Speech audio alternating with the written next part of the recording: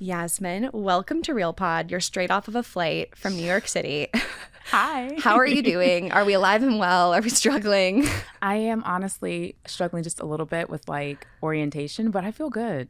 Yeah. I mean, it's the irony of creating something that's about being present and taking time for yourself and then wanting to get that message out there to so many people that requires so much energy and time. It does. And I also feel like you plan for something like this for so long. And I think for anything that you plan for, whether it's something like this, a book tour, a wedding, college, when it finally arrives, it's almost like, I can't believe I finally got to this place. So it's exciting. Yeah. And that's something that I know you work with the clients and the workshops you host and just your message online, which I followed and loved for so long. Thank you. Forget what day it was that I saw something and was like, okay, that's it. I need to have her on the podcast because I just relate to all of your messages. And I think what you're doing with Wisdom of the Path is so important because people live with regret. They live with mistakes they've made, or we're on this pursuit to be the best version of ourselves. But then when you become that, you look back oh my God, so I wasn't my best version when I did this, this, and this. And then you get pulled to the past and you can't be who you want to be now. So how did the idea come to mind for this book? And was it based on experiences in your own life? I was writing The Sugar Jar, and that's my first book, which is about boundaries and really creating the life that you want to live by saying no when you need to.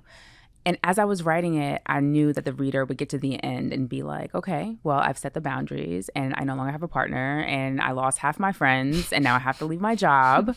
What do I do now? How do I move forward from this? So I started writing a chapter that was going to be about how to walk through once you've finally chosen yourself. Because I think once we choose ourselves, we're excited, we're empowered, but also not everybody wants to stay with us.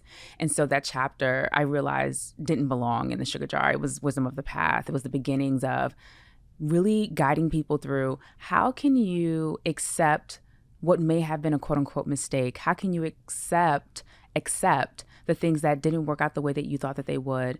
And not judge yourself, but be on your own side with grace and compassion and use those lessons to move forward.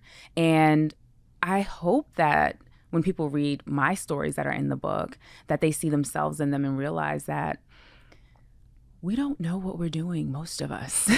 We're all trying to figure it out. And I think the more that we realize, I don't know, the deeper and the closer we get to our wisdom because we get more curious. And we're more willing to figure it out. Yeah. I struggle with perfectionism. So are you the same? I'm a recovering perfectionist. Okay. I'm in recovery. I wish I was in recovery. I think I'm still in top peak perfectionist tornado. So it can be so hard to accept and let go of something that didn't go the way you wanted. And this is such a trivial example. And I had a dream wedding day. But as I go to all my friends' weddings, because I was the very first to get married, I can't help but be I want to live my day again. Did I soak up this more? Did I do this part of the day right? And then that's silly because I tell myself, but you did, you had the best day with the person you were then, and you can't control that you didn't attend any weddings before you had your own. and didn't know what you would potentially be missing out on. You know, I also feel for perfectionists, because I'm, again, a recovering perfectionist, comparison is the hardest. The reason why we're perfectionists is because we want to control everything. We want to control everything because we don't want to be disappointed. We don't want to be disappointed because it sucks.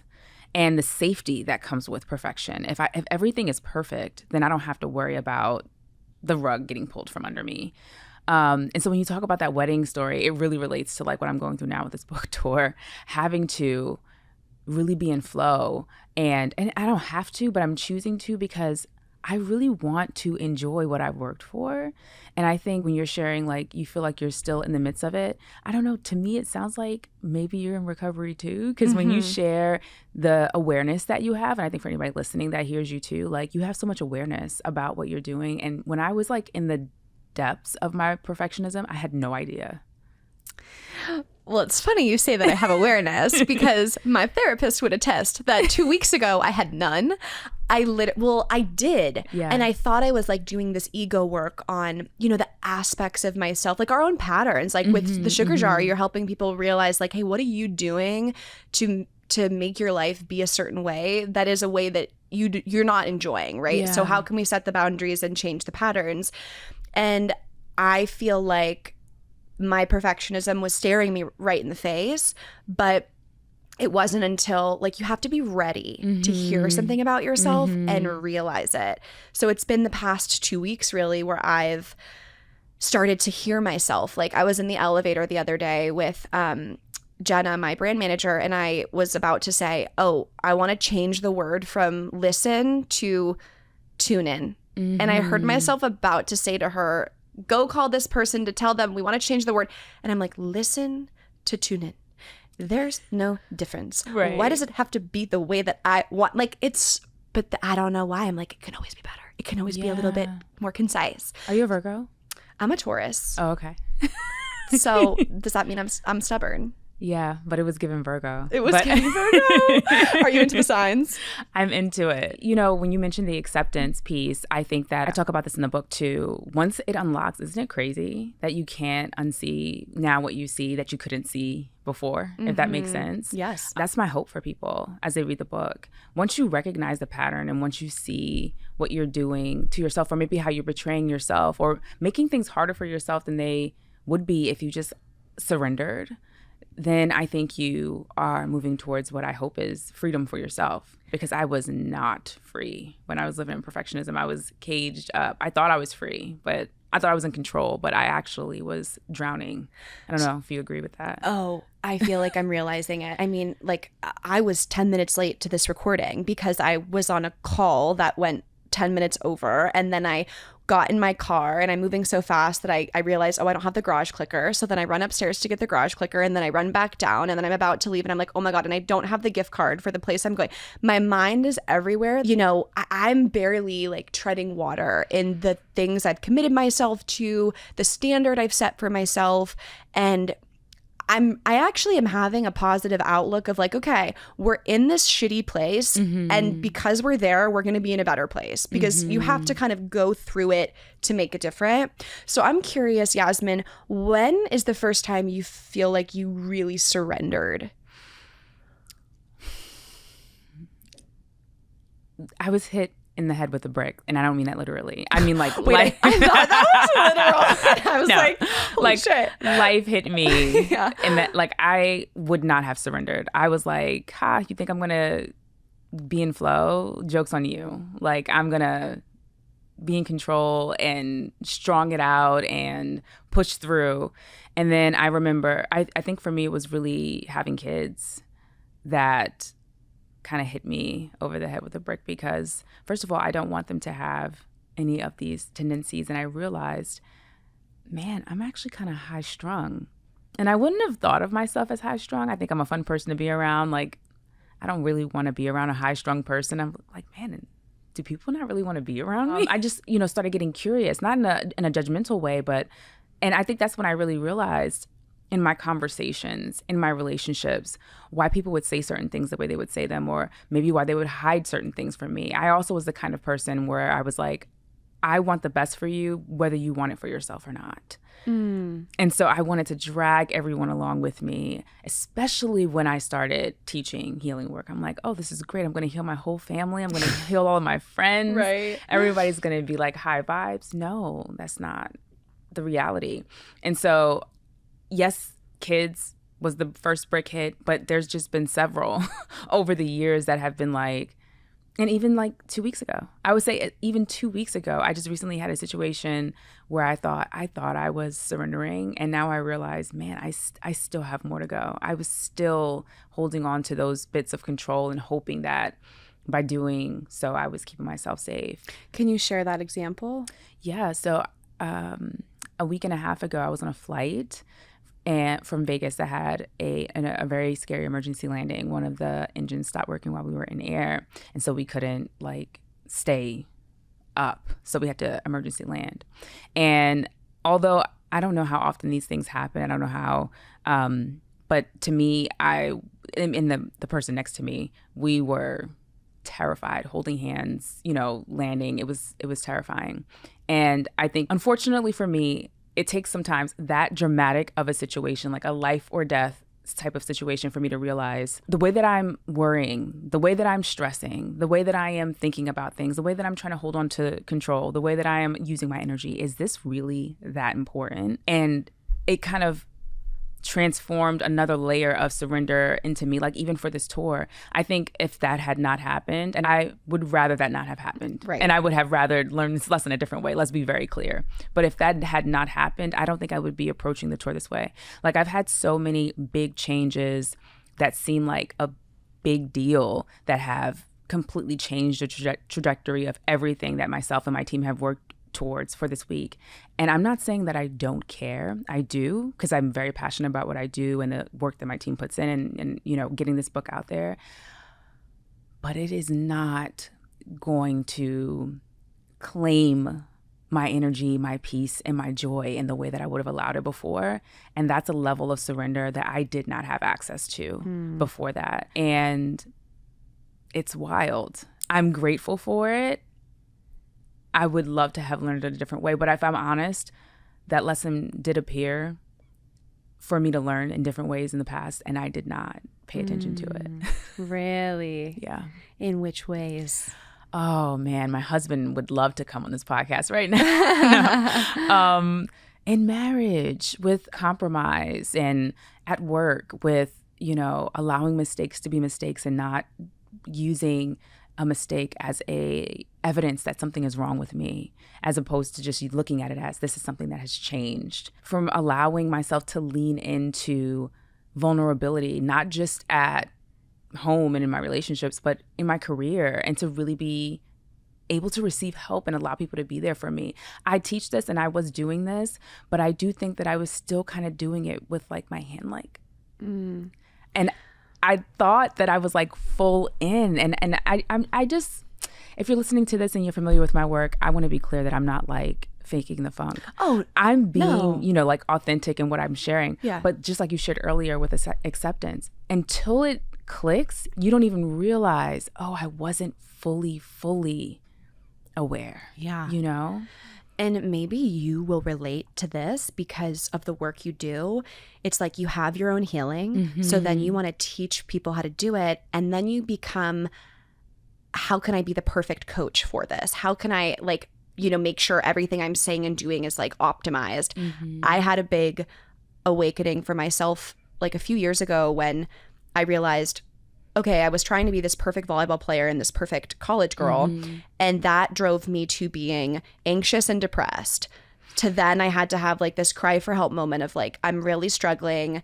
All this stuff was just not an accurate representation of my life. And here's the truth. Yeah. People are attracted to that honesty. And I realized, oh my God, I can be myself. That then, fast forward a few years, okay, how can I be the best speaker about mental health? How can I have an Instagram that is, doing really well and reaching lots of people because I'm really connected? It's going back to like, okay, how can I be the best at this thing? Even though it's this really well-intended thing, but I still want to be the best at it. And to your point of like, you don't want people who, benefit from your work thinking, oh, you don't walk the walk. Like, oh, you walk the walk, but that's what's relatable is, hey, you're a human too, and you're having these epiphanies and then you're sharing them with others. I've been asked this question twice on tour. How do you remain so vulnerable? I don't have another choice. If I really want to be free, I can't perform. If I'm performing, I'm in perfection. If I'm performing, I'm in shame. If I'm performing, I don't feel that I belong if I'm myself. That is a dark road and path back to depression, back to not feeling validated, back to, all of those different really dark feelings. And so I'm not vulnerable because I want to like sell books. I'm vulnerable because like this is how I thrive in my life. And so if I'm going to do it at home, I have to do it in my work. But to your point, yes, there were definitely moments, and there are still moments where I catch myself and I'm like, I have brought perfectionism into my career, and I am doing the thing that I say I don't want to do in my life, in my job, and I am trying to be the best and teach the best and do all of the things. And actually what's happening here is I am overworking. I find myself in those patterns again. I think the beautiful thing about healing is being able to recognize those patterns. That's how I know I'm healing. Before, I didn't know that they were there. And I think a lot of people, when they see those patterns show back up, they're like, oh my God, am I doing this wrong? Did I forget it? Do I need to, go to another retreat? I mean, like, go to the retreat if you want to, but the fact that you recognize it and you're able to walk yourself through that process, whether it be with a therapist, friends, in your journal, that's why we do this. We do this so that we can catch ourselves when we're beating ourselves up and hopefully be on our own side in the end. A lot of people are pointing the finger out to the world. You did this to me. I didn't get this because of you. If this would have happened. But when we turn the finger around and you start to think about, what are my patterns? What's the accountability I can take in the situation? How can I be better? And it's a fine line because I don't want people thinking, I'm the problem. I'm the one that ruined my life. No, we're turning the finger around because you only have control of yourself. I was talking about my crazy schedule to my therapist the other day, and I'm just like, I'm always here. Every 2 months I say I'm going to make it different, and then I'm burnt out and I'm crying, and I'm talking to Jenna, who's my manager, and I'm like, I'm thinking of, okay, how can she protect the schedule better? How can I create a system that can be followed? And my therapist said, no, what are the ways that you continue to make your life chaotic? Yeah. And I was like, okay, Allie, thank you for targeting me. And I loved that because actually, despite the fact that I'm a Taurus, I've gotten really good at how am I at fault. And so then I was like, okay, well, I am someone who wants things immediately. So if I think there's a problem, I want the call about it tomorrow. I want the meeting about it tonight. I can't say, let's do it in 2 weeks.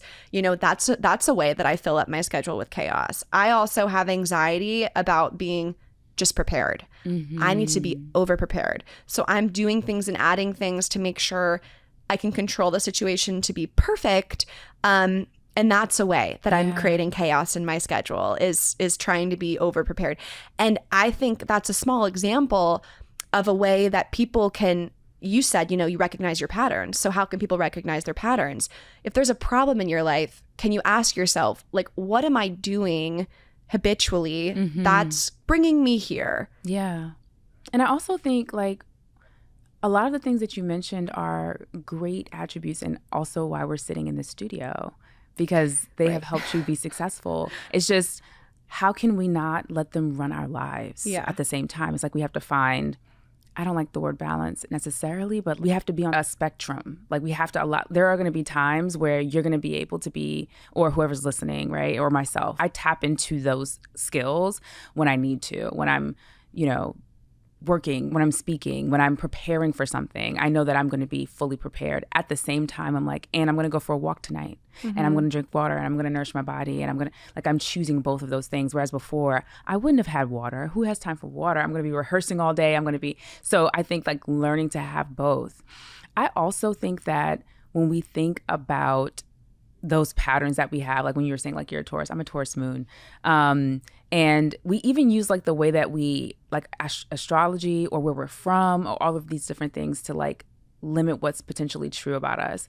I love astrology because I think it helps us get to know people and helps us get to know ourselves if you believe in what astrology says about us. But I also love to think, and I'm not constrained by this, and I'm not constrained by who I am, who I was, or where I'm from, or what I learned from my parents, or what my partner thinks. I'm not constrained by any of this. It's such a freeing realization to recognize that the power position and what you were just saying is coming back to yourself. If I am willing to look at myself, then I'm able to create the change. If I'm not willing to look at myself, then I think that I can convince somebody else to make the change for me. And nobody can do that. And even if they make it more comfortable for you, I have a manager too.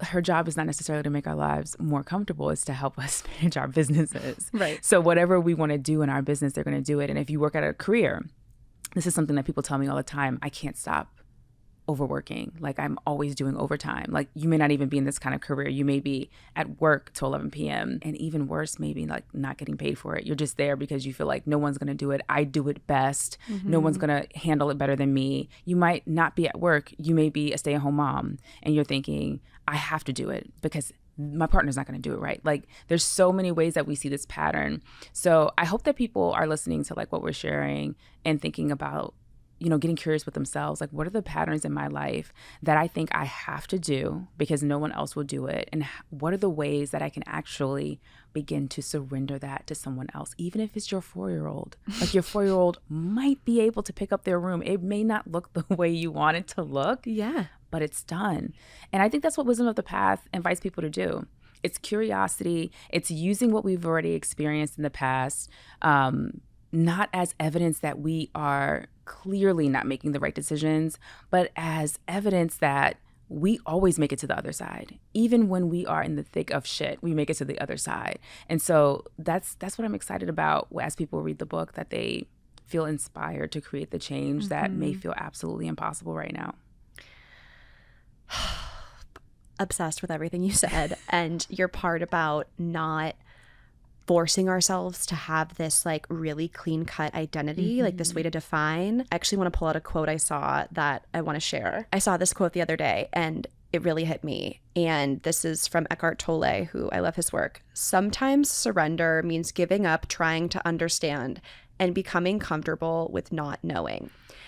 And the idea that actually going to bed at night saying, I don't know, and I don't need to know, and I'll never know. Oh my gosh, like, is the answer staring us right in the face, and it's just accepting that nothing's going to be definitive, and we can never be defined as ever evolving human beings. Like, but it's so easy to say, and it's so hard to go to bed at night and just accept, like, I'm going to be comfortable with not knowing, because that's really scary for the control freaks, especially. Absolutely. And also, I just want to say, I don't know how old you are, but I'm getting closer to my 40s, like a hop and a skip.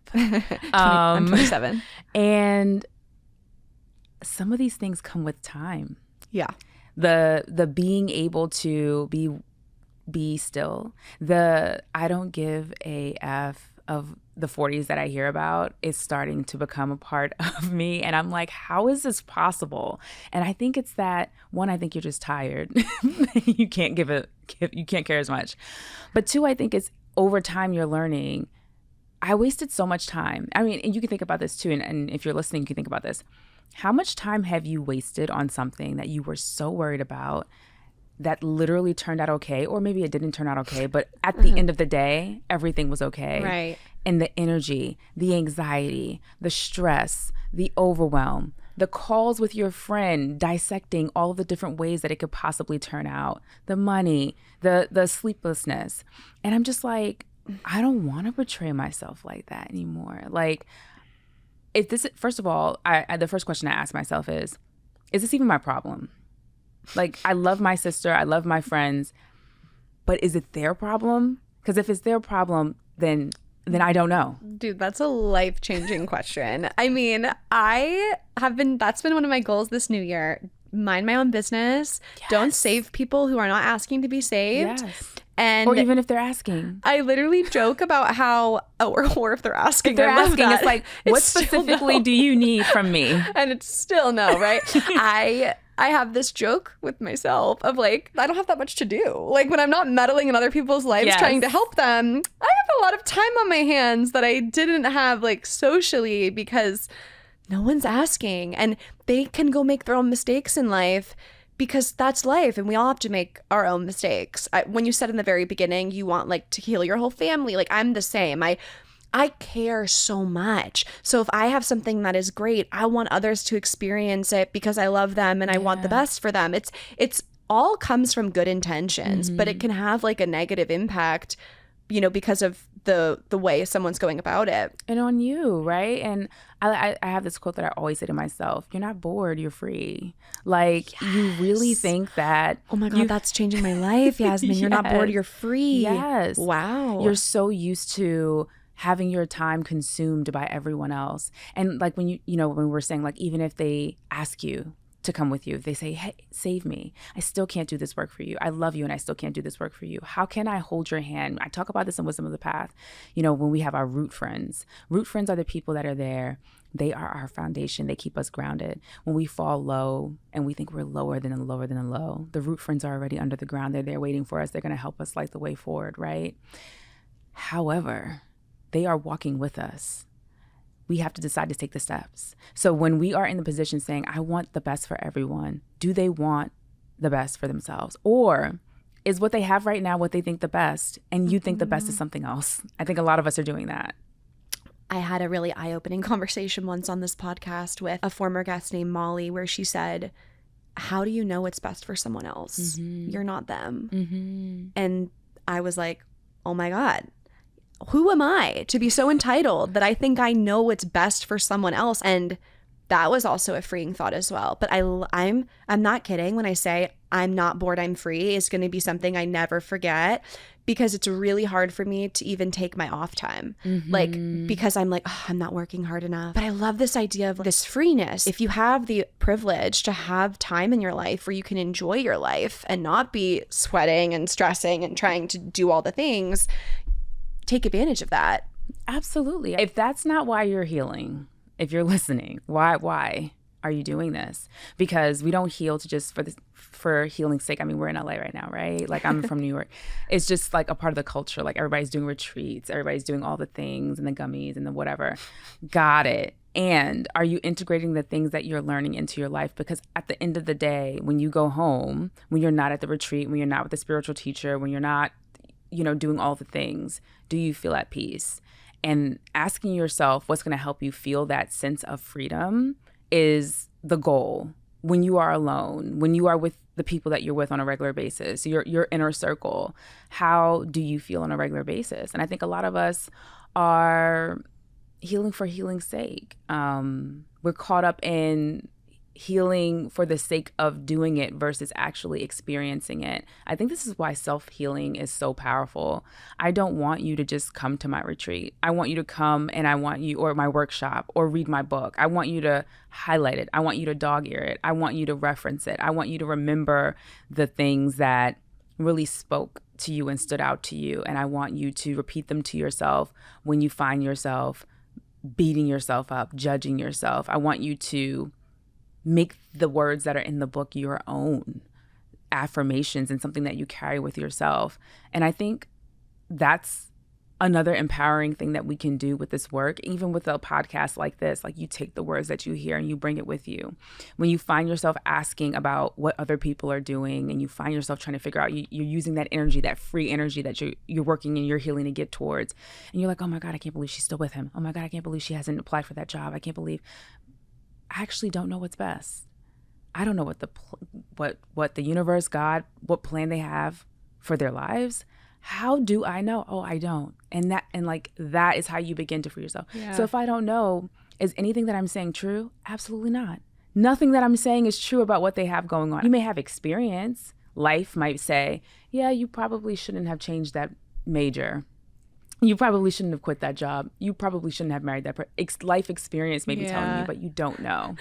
I'm giggling because the healed version of me is not fun for my friends to chat with, because gossip, when I tell you, I can't even, like, in the rare times I maybe partake in a conversation that's gossip, it's rare, because I'm at this place where I'm like, why would I waste precious time in my life discussing someone else and, like, commenting and judging on their little thing that's going on that's not permanent. It won't be there in a month. It won't be there in a year. We're going to waste our present time with something that, like, doesn't matter. My friends always send me the meme, like, when your friend says, can I be a bitch for a second, or whatever? Because, like, whenever I do that, they're like, yes, come back to the dark side. Yeah. And I think that's the way that so many of us learn to connect. I mean, from as young as I can remember, like, it's like, did you see what she was wearing? Did you see what she was doing? Did you see what she's dating? When I was in my 20s, I definitely remember having this really life-changing experience with my friends in my community, where it was like, we do not even, like, have anything to talk about at this point. And so it was definitely growing pains. Yes. But I'm excited for the way that we grow together today. And I'm excited for the way that, like, if you lose some friendships, that's the other thing. Some people are just not interested in the version of you that has boundaries. Some people have chosen to be in a relationship with you because you don't have boundaries. Some people are not interested in the healed version of you because, you know, they've chosen something different for their lives. And so recognizing that you can be in relationship with people who aren't healing. I have people in my life who are not healed, and I love them, and we spend time together and we have a great time. I have my boundaries, they have theirs, and we are great. And also there's times where it just won't work. And knowing the difference and having the discernment is really the key. Mm-hmm. Yeah. I've been so fortunate that I've been able to keep my most cherished relationships, because it can be really hard when you're changing and the people around you aren't. So how have you handled the loss of important relationships or the people who you love that will never get on board with the new you? Yeah. And that really hurts. I definitely think that I just allow myself to feel the feelings, like, first and foremost. I'm the type of person that naturally doesn't like to lean into those kind of feelings. I had to train myself. I had to get comfortable being in the discomfort of disappointment, hurt, because it felt like a failure. And again, when you're a recovering perfectionist, even losing a friend, you're not even allowing yourself to grieve. You're more so like, how did I allow this to happen? What could I have done, said differently that it could have changed this? And so first, letting myself off the hook, like, relationships end. Secondly, I think that lately, as I lose friendships or as things change or as I lose relationships, and maybe not even like lose, they just transition. Like, we just don't hang out as much as we used to, or, you know, we're not connecting the way that we used to. I trust that the people I have around me and the community I have around me is who I need in this moment. I like to focus more on the people who are showing up than the people who aren't. I feel like in my 20s especially, all I focused on was the relationships that ended, the friendships that weren't good, the people who sucked. And now more so, I'm more focused on the people who are great. And it's a 15 plus year mind shift that I've had to make. And so I would say be patient with yourself and take the time to allow yourself to adjust, because it is huge to lose people that you just thought would always be there, especially like people you were in their wedding and, you know, different things like that. So hard. So hard.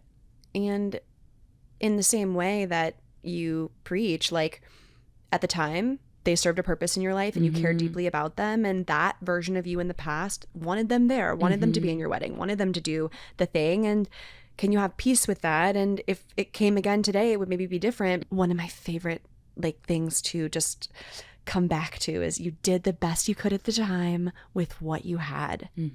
Like, and that is actually all of us at any given moment. And I have to remind myself that when it comes to my parents or when it comes to things, you are doing the best you can at the time. Even if someone's like, no, they could have done better. Technically they could have, but they didn't. So that was their best. Yeah. You know? And I think that can be really healing as well. You have to tag on the part, though, they were doing the best that they could, but it wasn't enough for me. So that you don't take on that responsibility of victimization. Yes. I was speaking from the person, like, who's the having the wedding. You did the best you could. And then, yes, to your point, you don't have, if that's their best and it's not good enough for you, don't be taking it, you know? So as we talk about this, it makes me think of rejection. You know, it's this irony of, hey, I'm stepping into this version of myself I really love, and I feel empowered, and I feel like I'm understanding myself. And on the one hand, the person doing the healing is over the moon because they're feeling free. And then you have these people you've known forever who are not on board with it. And that can be really hard, and it can make you question your path. Have you had to deal with that? Absolutely. I've thought, like, what is the point of doing this if no one gets me? What is the point of healing if I'm not having the same kind of connection and vulnerability in the relationships that I had before? I also think that, like, a lot of times, like I said earlier with the, like, gossip thing, I think is such a good example, because we bond over talking crap about other people sometimes, right? Like, that's just the way it is. And when we have to bond now over sharing our own feelings, that is a new way of connecting. And so it can feel rejecting when people are like, let's talk about what happened. Did you see what she had on? And you're like, actually, I want to talk about what I learned in therapy. It's like, no one wants to talk about you in your therapy sessions. And the feeling of rejection in general, or like, I don't belong. It took me a while to get comfortable to be my full self in any space that I'm in. One of the ways that I started practicing this, and it's going to sound really crazy, but it helped me a lot with rejection, is when someone would make a joke that I didn't think was funny, I don't laugh. And I know that sounds terrible, but right. It was like, I'm not performing even to make you comfortable right now. Wow. Like, that is so brave. It's hard. I'm not going to do the fake laugh. And the reason why is because it helps us to get comfortable with the fact that there are times where people are going to do things. And the joke was maybe for me, but I didn't get it. And I hope that they still enjoyed it. But I'm not responsible for their feelings. I'm not doing it to be rude. I'm not doing it to hurt anyone. This is more so. And I've never done it around a friend or a family member and they felt intentionally hurt. You didn't laugh at my joke. I feel no. Like, when you're around people who love you, who trust you, who see you, they understand that, like, you just don't get the joke and they move on. There's somebody else who gets the joke, whatever. But I think we have to start practicing these really uncomfortable things of like, I'm not going to do this to to smooth everything over, especially as a recovering perfectionist. It's like, no, I'm going to let it, the elephant, we're going to all stare at this elephant. And as women, we are like supposed to make people feel comfortable and welcome and homey and happy. And as you gave that example, I imagined myself like not doing that. And I'm thinking they're saying, she's a bitch. Like, she was being so rude. And it's like, no, you're just not funny. I love seeing people on TikTok give comebacks. Actually, one of them I've seen for women experiencing like light verbal harassment in the workplace is just saying, oh, I don't understand. Why is that funny? Yeah. Like getting a few of those in your Rolodex to just like say, oh, can you repeat that? I didn't hear it. Because then they realize like they sound so dumb. Like there's no funniness to what you said. I think those things are powerful. And I love this idea of like baby exposures, mini exposures. I think about that when I'm even like in traffic and my car is blocking something and it's, you know, upsetting someone else. Instead of being like, oh my God, I'm going to move the car. I'm just like, I'm a good person. I was following the road and here we are. And like, can I just like not be tense at all that this person's frustrated with me? That's like a mini exposure. Yes. I'm disappointing someone in a way. Yeah. And, you know, I'm a New Yorker, so I'm like, we're going to get there relaxed. But no, it's like we have to give ourselves that grace. That's what it sounds like you're giving yourself to me, that grace and that compassion. Coming back to, why am I not on my own side in this situation? Like, this person is upset. And I always also think, like, especially in traffic, I'm like, I don't know what they're going through, because obviously traffic is not making them react this way. If you think about that, like in regular life, at work or in your relationships, when someone does something and you're like, wow, that response is not appropriate for what we have going on. I'm sure you know how much have you seen that meme going around that says, if I owe you a email, can you imagine what I owe myself? No, but freaking retweet, felt. Yes. So I feel like that is the vibe right now. I owe you an email. Can you imagine what I owe myself? That is fucking hilarious. Right. Wow. One of my favorite little things to think is that traffic, to me, is like the ultimate test to someone's level of enlightenment. Oh my God. So true. No, like if you are getting ticked off in traffic, there's work to do. Like, I almost pride myself on like being the calmest driver and not being fazed, because I'm like, that's mental toughness to me. That's the entry to the club of we're going to be enlightened in my mind. I'm laughing because, honey, I will honk my horn at you. Really? Absolutely. I think that it is so healthy to get angry. Really? And let it out. Wait, that's so good. And we're like close to the end. Quickly tell me why. Because we have to feel the full spectrum of emotions. First of all, I'm not saying like honk crazily, like it's within reason. I think whatever emotions are coming up at the moment are the emotions that we should deal with and allow to come up. It doesn't mean we should act on them. It doesn't mean like we should get out the car and be like, hey, you know, anything like that. But I invite curiosity around absolute calmness in LA traffic. Okay, well, I just had the most lovely time chatting with you. Thank you so much. I needed this in my soul, and I hope other people feel the same way. And there's so many things that you said that I'm just going to take with me and think about. And this is my favorite type of conversation to have on Real Pod, because it's like, hey, okay, let's just dissect life. Let's talk about a bunch of different things, and hopefully you can leave this and feel like you have a little added empowerment to kind of think about your patterns, your habits, and hopefully like move you forward to the person you want to be. So this is my cup of tea. So thank you, Yasmine. I appreciate it.